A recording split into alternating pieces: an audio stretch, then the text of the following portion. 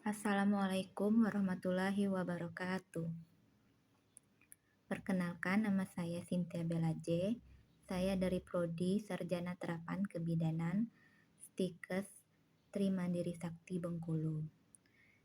Di sini saya akan melakukan penelitian dengan adik-adik semua yang berjudul Hubungan Penerapan Metode Simulasi School Watching terhadap sikap kesiapsiagaan siswa dalam menghadapi bencana gempa bumi di SMPN 21 Kota Bengkulu. Apa itu bencana? Bencana menurut Undang-Undang Nomor 24 Tahun 2007 merupakan peristiwa atau rangkaian peristiwa yang mengancam dan mengganggu kehidupan dan penghidupan masyarakat disebabkan oleh faktor alam, non-alam maupun manusia yang mengakibatkan timbulnya korban jiwa, kerusakan lingkungan, kerugian harta benda, dan dampak psikologis. Jenis-jenis bencana. Nah, jenis-jenis bencana ini dibedakan menjadi 3. Yang pertama ada bencana alam, yang kedua ada non-alam, yang ketiga ada bencana sosial. Yang bencana alam disebabkan oleh alam, contohnya seperti gempa bumi, tsunami, gunung meletus, banjir, kekeringan, angin topan, dan tanah longsor. Yang kedua tadi ada bencana non-alam.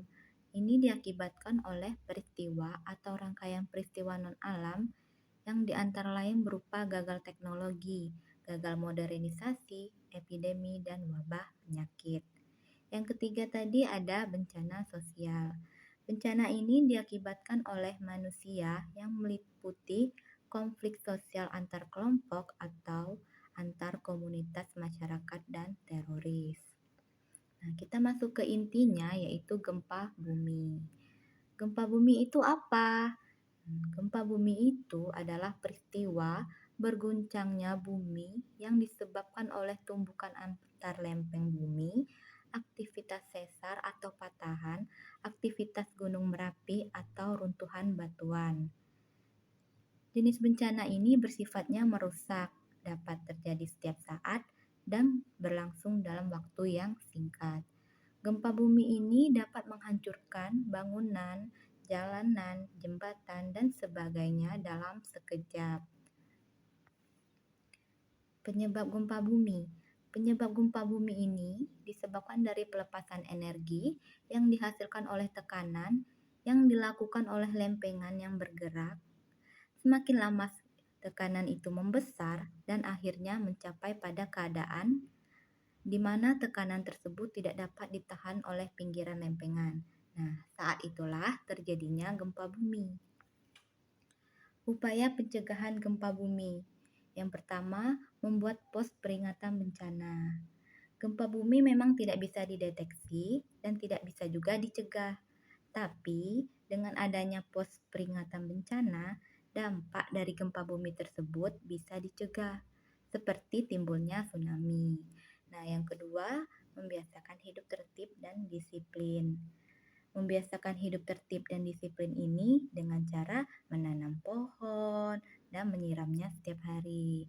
Nah, walaupun kita menanam pohon, kita bisa mengurangi bencana yang lainnya, bukan hanya gempa bumi aja, seperti banjir. Yang ketiga, memberikan pendidikan tentang lingkungan hidup. Nah, selanjutnya kita masuk ke kesiapsiagaan. Kesiapsiagaan itu dimulai dari saya dan Anda. Nah, dengan gempa bumi tadi, kita perlu adanya kesiapsiagaan. Dengan adanya kesiapsiagaan tersebut, kita bisa tahu dan mengatasi gempa tersebut.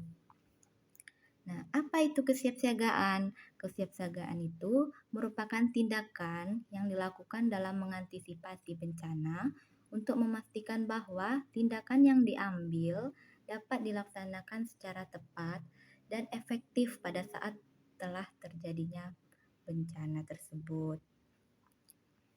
Nah, di sini ada checklist benda-benda yang berbahaya yang harus dihindari saat terjadinya gempa bumi.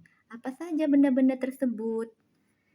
Nah, ini ada jendela rusak, cermin, lemari, rak kaca, benda yang tergantung. Nah, saat adik-adik semua terjebak saat terjadinya gempa bumi, adik-adik semua bisa tahu apa saja yang harus adik-adik semua hindari saat terjadinya gempa bumi. Tidak boleh berdiri di dekat benda-benda apa saja, adik-adik semua bisa tahu. Seperti jendela rusak, itu harus dijauhi. Cermin, rak kaca, benda yang tergantung. Nah, jalan licin juga harus dihindari saat terjadinya gempa bumi. Terus jalan yang buntu, benda berat yang dipasang di atas semari, daerah yang tergenang air, terus fasilitas listrik juga harus sangat dihindari. Terus di sini ada list-listnya, bisa adik-adik baca.